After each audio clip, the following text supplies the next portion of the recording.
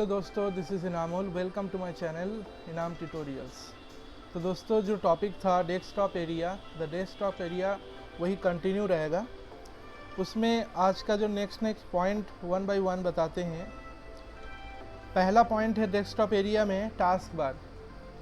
Task bar मतलब आपके desktop screen के नीचे साइड में, मतलब एक लेफ़्ट राइट और अप डाउन, ये चारों साइड है।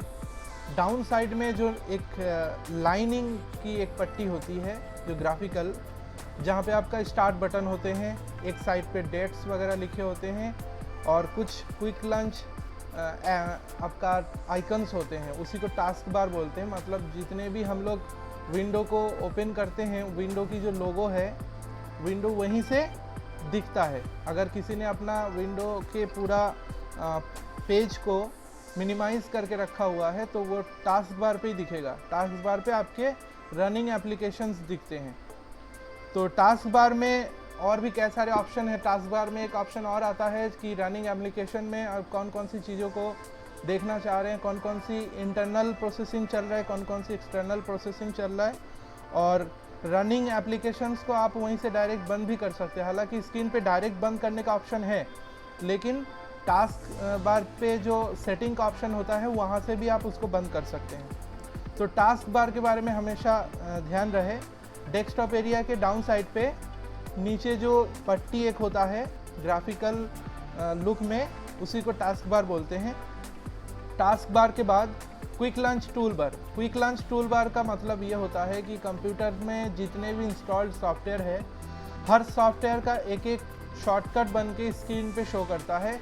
कुछ सॉफ्टवेयर का आपको खुद स्क्रीन पे लाके सेट करना पड़ता है, जैसे डेस्कटॉप स्क्रीन पे भी हो सकता है, डेस्कटॉप स्क्रीन की वर्किंग एरिया में भी हो सकता है, दूसरा टास्क बार पे भी हो सकता है। जैसे एग्जांपल के तौर पर आपने फ़ोटोशॉप इंस्टॉल किया अपने कंप्यूटर में। डिफ़ॉल्ट रूप से तो फ़ोटोशॉप इंस्टॉल होने के बाद उसकी जो मेन लोगो है वो आपको स्टार्ट मेनू के अंदर ऑल प्रोग्राम्स के अंदर दिखता है। लेकिन अगर आप चाह रहे हो कि उसको सीधा टास्क बार पे भी एक पिन करके रखें और एक डेस्कटॉप एरिया में हर आइकन्स के साथ रहे, जहां आपको बार बार स्टार्ट बटन पे जाके ओपन करने की ज़रूरत ना पड़े, डायरेक्ट डेस्कटॉप स्क्रीन पे ही क्लिक करके ओपन कर पाएँ, तो वहाँ पे हम लोग उसको शॉर्टकट तरीके से बाहर लाके उसकी शॉर्टकट रखते हैं, जिससे हमारे टाइम भी वेस्ट नहीं होता है और किसी भी प्रोग्राम को खोलने के लिए बहुत जल्दी वो हेल्पफुल होता है। ये बिल्कुल वैसा ही है जैसे एग्जांपल के तौर पर आपको बता दें। मान लीजिए कि आप वर्किंग के दौरान म्यूज़िक वगैरह सुनते रहते हैं, तो नॉर्मली हमारे माई कंप्यूटर के अंदर जो ड्राइव है, सबके अलग अलग लाइब्रेरी बना के रखते हैं लोग, मूवीज़ का, पिक्चर्स का, MP3 का। अब जैसे जिस फोल्डर में MP3 है, जब भी आपको को गाना सुनने की मन हो तो आपको सीधा माई कंप्यूटर ओपन करके ड्राइव DE जहाँ पे भी है वहाँ पे जाना पड़ता है। तो इतना प्रोसेस करने के बजाय आप अपने जो मेन जो फोल्डर है सॉन्ग का, उस फोल्डर की पूरा शॉर्टकट अपने डेस्कटॉप स्क्रीन पे लाके सेट कर सकते हैं, जहाँ पे आपको बार बार मेन स्क्रीन पे जाने की ज़रूरत नहीं। लेकिन यहाँ पे ध्यान देना है कि डेस्कटॉप या टास्क बार के ऊपर जो आइकन शो करता है वो आपका शॉर्टकट है, वो मेन चीज़ नहीं है। वो मेन चीज़ से लिंक होता है, मतलब जहाँ पे उसकी ओरिजिनल लोकेशन है वहीं से लिंकअप होता है।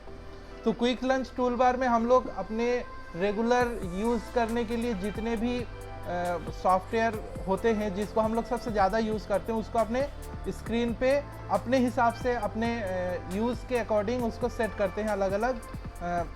इसी को क्विक लंच टूल बार बोलते हैं। क्विक लंच टूल बार का एग्जांपल अगर स्मार्टफोन के ज़रिए समझना चाहते हैं, जैसे आप स्मार्टफोन में जितने भी ऐप्स हैं, उन ऐप्स में से कुछ खास ऐप्स है जिसको आप रेगुलर सबसे ज़्यादा यूज़ करते हैं, या आप अपने मोबाइल स्क्रीन पे सबके सामने रखना चाह रहे हैं, तो उसका आप अपने मेन जहाँ पे गैलरी है, मतलब आइकन्स की गैलरी, वहाँ से उठा के आप अपनी स्क्रीन पे लाके उसको रखते हैं शॉर्टकट डायरेक्ट। जैसे आपके फ़ोन अगर बंद होता है, लॉक मोड पे डायरेक्ट इमरजेंसी कॉलिंग का ऑप्शन होता है, उसी तरीके से क्विक लंच टूल बार में आप वही सारे टूल्स को सामने रखते हैं जो कि आपको रेगुलर यूज़ करने के लिए बहुत आसानी से उपलब्ध हो जाए, आपको बार बार अंदर जाके सर्च करने की ज़रूरत ना पड़े।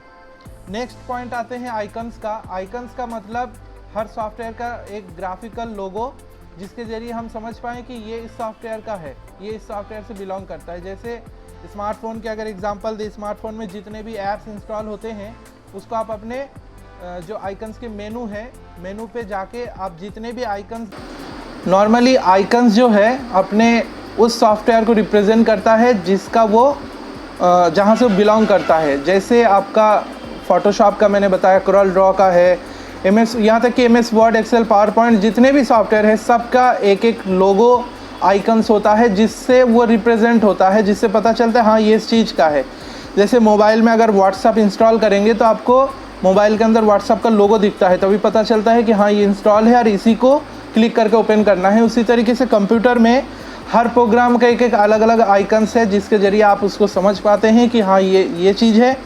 और कुछ आइकन्स में वो चीज़ लिखा भी होता है, नॉर्मली लिखा होता है, लेकिन कभी कभी हम लोग लिखा हुआ चीज़ से ज़्यादा उसको देख के सिर्फ समझ लेते हैं कि ये इस चीज़ का आइकन्स है। तो आइकन्स को हम लोग यूज़ करके ही हर प्रोग्राम को ओपन करते हैं, इसलिए आइकन्स के बारे में भी जानना ज़रूरी है।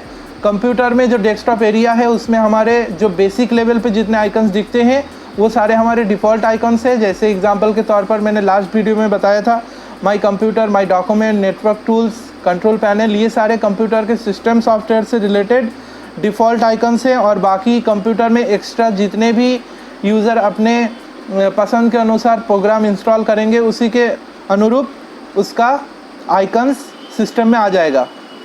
क्योंकि बहुत सारे ऐसे सॉफ्टवेयर है जहां आपने इंस्टॉल किया तुरंत वो डेस्कटॉप एरिया में आइकन्स को शो कराना है कि नहीं, ये आपसे पहले ही पूछ लेता है। बहुत सारे यूज़र ऐसे भी होते हैं कि वो अपने डेस्कटॉप एरिया में ज़्यादा आइकन्स रखना पसंद नहीं करते हैं, तो वो हर बार अपना उसका शॉर्टकट बना लेते हैं या स्टार्ट बटन में जाके ओपन करते हैं। जैसे आपका माई कंप्यूटर ओपन करेंगे तो आपको हर ड्राइव के अंदर अलग अलग फ़ोल्डर मिलता है और हर फोल्डर का नाम है अलग अलग, जिससे आप समझ पाते हैं कि हमारा फ़ाइल किधर है, प्रोग्राम फाइल्स कौन सा है, सॉफ्टवेयर कौन सा है। उसी तरीके से ऑल प्रोग्राम्स में जितने भी आपका प्रोग्राम इंस्टॉल्ड है, अब वहाँ पे कुछ प्रोग्राम इंस्टॉल है, कुछ पहले से मौजूद है, तो वो सारे आपको कुछ ना कुछ आइकन्स के ज़रिए शो करता है जिससे हम समझ पाते हैं। एक्सपेक्ट करते हैं कि आइकन्स के बारे में समझ में आ गया है। नेक्स्ट जो है जितने भी डिफ़ॉल्ट सॉफ्टवेयर है जैसे my computer, recycle bin, network neighbourhood, ये तमाम ऑप्शंस के बारे में थोड़ा और बता दें। सबसे लास्ट वीडियो में मैं बता चुका हूँ, माई कंप्यूटर के ज़रिए हम अपने कंप्यूटर के हार्ड डिस्क में जितने भी पार्टीशन और जितने भी मतलब मेमोरी स्पेस है उसको देख पाते हैं और अपने वर्किंग के अकॉर्डिंग हार्ड डिस्क की पार्टीशन करते हैं। जैसे 500 GB का हार्ड डिस्क है तो आप अपने हिसाब से drive C, drive D, drive E, drive F अलग अलग कर सकते हैं, या तो चाहे आप सिर्फ एक ही ड्राइव रख सकते हैं। तो वो यूज़र के ऊपर डिपेंड करता है वो कितना पार्टीशन बनाना चाह रहे हैं। नेक्स्ट आपका रिसाइकिल बिन में डिलीटेड और फाइल सीधा रिसाइकिल बिन में जाता है। माई डॉक्यूमेंट के बारे में बता दें। माई डॉक्यूमेंट मतलब माई डॉक्यूमेंट डायरेक्टली नहीं है, ये यूज़र का जिस नाम से कंप्यूटर को उन्होंने मतलब सेट किया है। जैसे इंस्टॉल के टाइम, जैसे विंडो इंस्टॉल जब होती है तो विंडो एकदम लास्ट मोड पे, इंस्टॉलेशन का लास्ट मोड पे आपसे पूछता है कंप्यूटर का नाम क्या रखेंगे, तो वहाँ पे ज़्यादातर यूज़र अपने नाम डाल देते हैं। तो वहाँ पे उसी नाम से एक फ़ोल्डर बन के आ जाता है जहाँ पे माई document, my picture, my music, download अलग अलग फ़ोल्डर आते हैं जो कि कंप्यूटर के जितने भी सॉफ्टवेयर इंस्टॉल होते हैं या जितने भी सिस्टमेटिक काम होते हैं उसके कुछ चीज़ें उसमें डिफ़ॉल्ट तौर पर वहीं पे पहुंचता है। जैसे आप अपने मान लीजिए MS ऑफिस में आप MS वर्ड पे काम कर रहे हैं, MS वर्ड पे काम करने के बाद जब उसको सेव करेंगे तो वो डिफ़ॉल्ट मोड पे माई डॉक्यूमेंट में सेव होगा। और डिफ़ॉल्ट मोड पे तो ये हो गया, बाकी अगर आपको कहीं और सेव करना है तब आपको लोकेशन देना पड़ेगा। लेकिन अगर आप बिना कुछ अर्जुमेंट के डायरेक्टली सेव करा रहे हैं तो सीधा माई डॉक्यूमेंट में सेव होगा। उसी तरीके से अगर स्कैनर मशीन है आपके पास, आप जो भी फ़ोटो स्कैन करेंगे अपने मशीन से, स्कैन किया हुआ जो भी पिक्चर्स होंगे वो उसका फ़ाइल सीधा माई पिक्चर में जाएगा डिफ़ॉल्ट के मोड पर।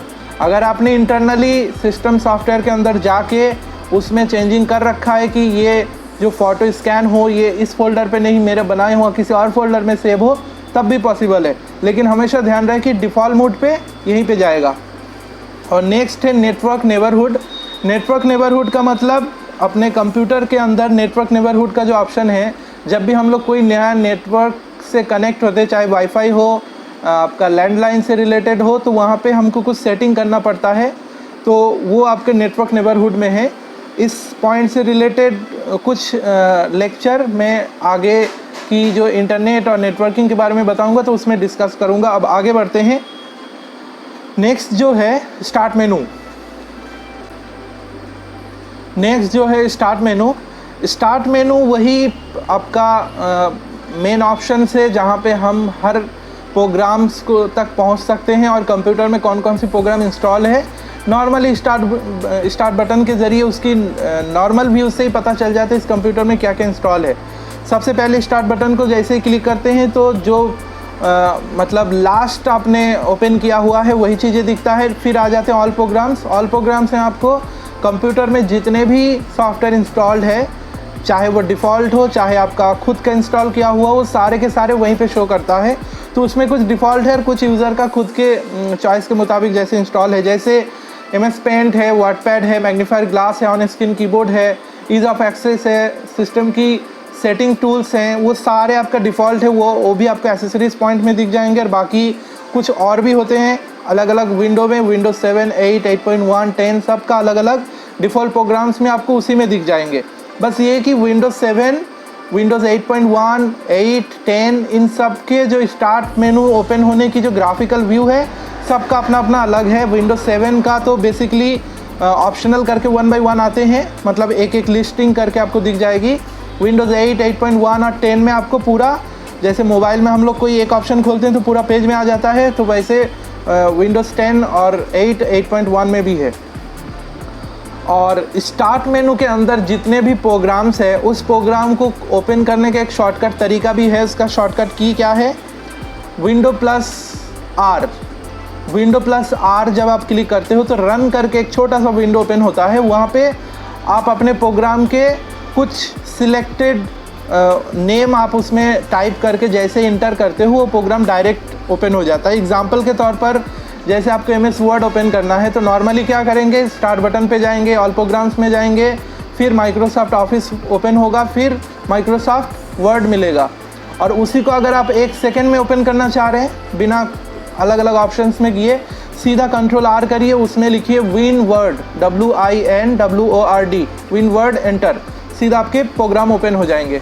तो इसमें आपका जो Windows+R से रन से जितने भी शॉर्टकट प्रोग्राम ओपन करते हैं जल्दी जल्दी, उसके कोड वर्ड मैं आगे की लेक्चर में आपको डिस्क्रिप्शन में दे दूंगा, आप देख सकते हैं।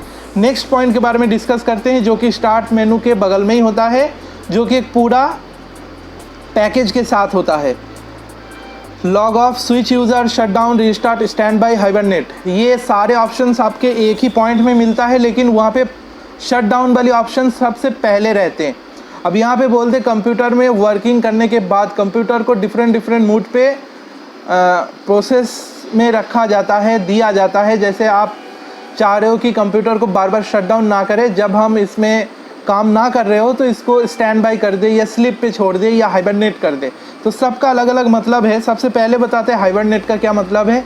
हाइबरनेट का मतलब ये है कि आप अपने कंप्यूटर में जिस भी मूड पे जिस मतलब पोजीशन में थे, जिस हाल में थे, जैसे आप मान लो किसी ऑनलाइन वेबसाइट ओपन था, उसमें कोई फॉर्म भर रहे थे, या मान लीजिए फॉर्म नहीं भी भर रहे तो आप रियल टाइम नोटिफिकेशन चेक करने के लिए वेबसाइट को ओपन कर रखे हैं, तो वहाँ पे अब आप जैसे आप कुछ और काम में बिज़ी होने जा रहे हैं, तो आपको लग रहा है कि अभी आधा घंटा तक हम सिस्टम में नहीं बैठेंगे, तो वहाँ पे सीधा हाइबरनेट, मतलब अगर लैपटॉप होता है तो सीधा स्क्रीन गिरा के हम लोग आगे चले जाते हैं, तो वो उसी पोजीशन में बंद होता है। बंद मतलब सिर्फ स्क्रीन चला जाएगा, कंप्यूटर आपका ओपन रहेगा। नेक्स्ट टाइम जैसे ही आके आप उसको ओपन करते हो तो वो उसी पोजीशन में आपको दोबारा मिल जाता है।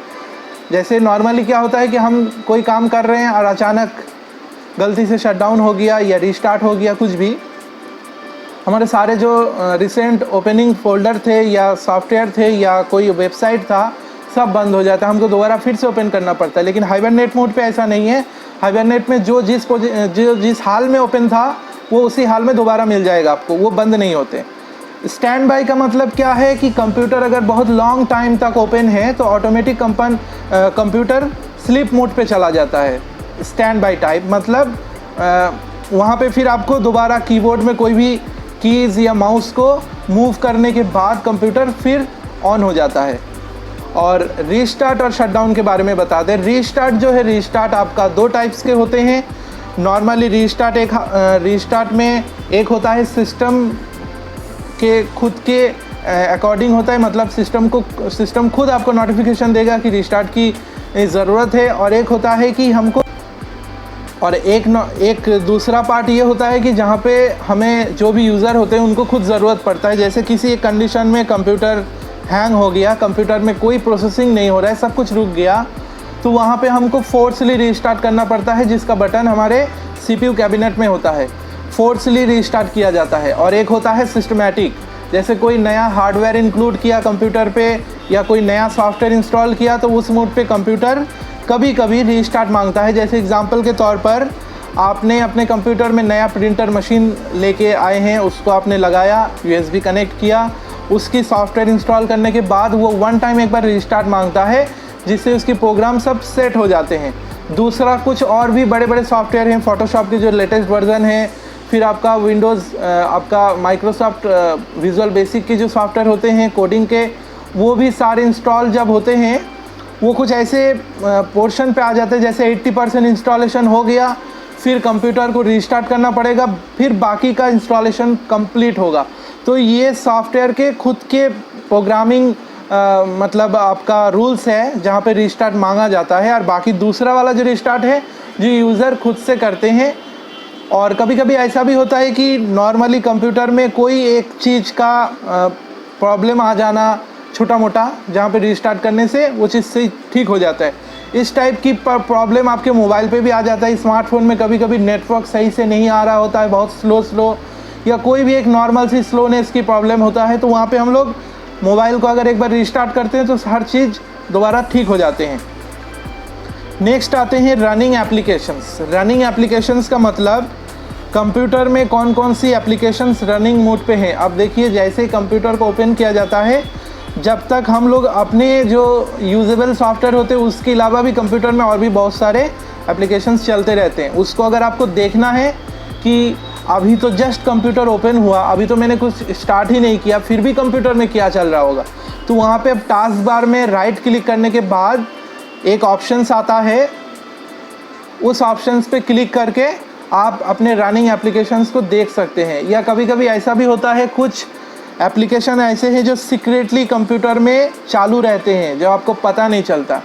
जैसे कोई एक ऐसा एंटीवायरस है जिसको आपने इंस्टॉल किया, अब आपको लगता है कि एंटीवायरस मतलब फ्रेशर मोड पे ऐसे लगता है कि एंटीवायरस नॉर्मली हम जब स्कैन करवाएंगे तब होगा, लेकिन कुछ एंटीवायरस जो है कंटिन्यू स्कैनिंग करते रहते हैं, वो मतलब एक्टिव रहते हैं हमेशा। कुछ वेबसाइट विजिट के दौरान कभी कभी क्लिक हो जाने से कुछ ऐसे सॉफ्टवेयर इंस्टॉल हो जाते हैं जो आपको पता ही नहीं होता है कि वो कब आपके कंप्यूटर में इंस्टॉल हो गया, और वो यूं ही चलते भी रहते हैं। तो ये सारे रनिंग एप्लीकेशंस हैं, क्योंकि कभी कभी अगर आप लैपटॉप चला रहे हो, लैपटॉप की पावर यूसेज को घटाने के लिए, मतलब जितने ज़्यादा फालतू के प्रोग्राम चलेंगे उतने आपके बैटरी ख़त्म होता जाएगा, तो वहाँ पे रनिंग एप्लीकेशन में जाके हम अपने फालतू के जितने एप्लीकेशन चल रहे हो उसको बंद कर सकते हैं। और नॉर्मल कंप्यूटर में ये चीज़ करना बेहतर इसलिए है कि आपके कंप्यूटर की परफॉर्मेंस बेस्ट होता है। आप अपने कंप्यूटर को हेल्दी और ज़बरदस्त बनाना चाह रहे हैं तो आपको इन सब चीज़ों में ध्यान रखना पड़ेगा कि कंप्यूटर में टेम्पररी फाइल कितने हैं, कंप्यूटर में जितने भी डिस्क है उसको रेगुलर क्लीन अप किया जाता है कि नहीं। इसी तौर पर बहुत सारे ऐसे टूल्स की यूज़ है जो डिफ़ॉल्ट मोड पे हम लोग करते हैं, करना चाहिए। डिस्क डिफ्रेगमेंट करके एक पोर्शन होता है, और रनिंग एप्लीकेशंस में जो फालतू रनिंग है उसको डिलीट करना। इन मतलब कंप्यूटर में नॉर्मली उसको हेल्दी बनाने के लिए कौन कौन सी बेसिक चीज़ें किया जाता है उस पर भी मैं एक वीडियो बनाऊंगा, आगे मैं उसको बता दूंगा। तो यहाँ पे फ़िलहाल इतना जान लीजिए कि रनिंग एप्लीकेशन जितने भी होते हैं उसको लाइवली आप चेक भी कर सकते हैं, और जो एक्स्ट्रा ओपन है उसको आप डायरेक्टली बंद भी कर सकते हैं। नेक्स्ट जो है ये आपका द वर्किंग एरिया, जो डेस्कटॉप एरिया जो है, द डेस्कटॉप एरिया के जितने भी पॉइंट्स मैंने फर्स्ट वीडियो में बताया था वो कंटिन्यू इसमें चल रहा है। और अभी नेक्स्ट एक वीडियो में और होगा जहाँ पे डेस्कटॉप एरिया के बारे में चीज़ें ख़त्म कर देंगे, फिर आगे बढ़ेंगे। तो आज फ़िलहाल यहीं तक रखते हैं। नेक्स्ट डेस्कटॉप एरिया का कुछ पॉइंट्स और होगा, फिर डेस्कटॉप एरिया ख़त्म हो जाएगा, फिर आगे और चलेंगे। अब एक चीज़ और बता दें, जितने भी आपको आगे जैसे धीरे धीरे मैं प्रैक्टिकल के तौर पर बढ़ूंगा, मतलब थियोरी के साथ साथ प्रैक्टिकल करके भी बता दूंगा। प्रैक्टिकल कैसे होगा? प्रैक्टिकल जो है डेस्कटॉप में स्क्रीन रिकॉर्डिंग की फैसिलिटी होती है, जहाँ पे आपको अगर जैसे आपको इस लेक्चर वीडियो में जब भी कोई चीज़ें बताते हैं तो उससे रिलेटेड ग्राफिक इमेजेस आपको स्क्रीन पर दिख जाता है या लिखा हुआ पॉइंट आ जाता है, उसी तरीके से आगे प्रैक्टिकल से रिलेटेड जितने भी चीज़ें होंगे उसको आपको स्क्रीन रिकॉर्डिंग की फ़ाइल रहेगा जहाँ पे मैं ऑडियो में बताऊँगा और आपको कंप्यूटर स्क्रीन पे दिखेगा कैसे क्या प्रोसेस होता है, वो भी आपके वीडियो के साथ रहेगा, जहाँ पे आपको समझने में कोई दिक्कत ना हो। जैसे हम MS वर्ड का कोई पॉइंट आपको डिस्कस कर रहे हैं, इस टूल को ऐसे किया जाता है, इसको ऐसे यूज़ किया जाता है, तो वहाँ पे आपको मेरे ऑडियो के साथ साथ स्क्रीन पे डेस्कटॉप स्क्रीन का जो वीडियो होती है वो स्क्रीन रिकॉर्डिंग का वीडियो वो रहेगा, जिससे आपको समझने में आसानी हो। मतलब अगर कोई एक टूल्स के बारे में हम बता रहे हैं तो उस टूल्स का पूरा प्रैक्टिकल प्रोसेस स्क्रीन में मैं करके बताऊंगा, तो वो आगे से स्टार्ट हो जाएगा जल्द से जल्द। तो नेक्स्ट वीडियोस में मिलते हैं जो कि लास्ट डेस्कटॉप एरिया के बारे में पॉइंट डिस्कस करना है। और बाकी आप जो भी इस वीडियो को देख रहे हैं, वीडियो को अगर अच्छा लगता है तो आप लाइक करें, और हमारे वीडियोस की रेगुलर अपडेट पाने के लिए आप सब्सक्राइब करके जो बटन है उसको क्लिक करें, और उसके बगल में जो एक घंटी है उसको आप ऑल नोटिफिकेशन लगा दीजिए, तो आगे का जितने भी रेगुलर नोटिफिकेशन है वो आपको टाइमली मिलता जाएगा। क्योंकि वीडियोस में है, हो सकता है कुछ लोग बहुत अभी अभी आए हों, तो वहाँ या तो वो सर्च कर सकते हैं या फिर नोटिफिकेशन ऑल करने से उनको ये होगा कि जब भी मेरा वीडियो आएगा तो आपको पहला नोटिफिकेशन उसमें पहुँच जाएगा। और इसमें वीडियोस में जो भी मतलब आपका लेक्चर से रिलेटेड कोई भी क्वेश्चन हो, आप बिल्कुल कमेंट में लिख सकते हैं, और वीडियो को शेयर भी करें जिससे किसी को मदद हो जाए, किसी को अगर लगता है कि इस लेक्चर सुनने से थोड़ा सा हेल्प भी हो जाएगा, तो इसी वजह से इसको बनाया गया है। ठीक है दोस्तों, नेक्स्ट वीडियोज़ में मिलते हैं। Thank you so much.